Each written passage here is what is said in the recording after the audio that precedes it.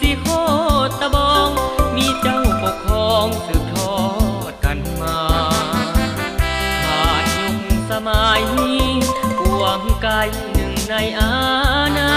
จนตำนานก้าวขานลือสาพัฒนาเมืองวิไลผู้ทรงองค์อาจประวัติศาสตร์จะลึกถึงคุณพร้อมกันสร้างก่อกองบุญสถาปนาเถิดทูลเอาไว้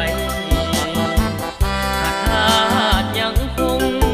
สูงส่งเงางามสดใสคงอยู่พูดเหล่ายาวไกลเป็นขวัญใจของตนสามเมืองอนุสรณ์จิตรกรสร้างต่อเอาไว้ฝังในดวงใจ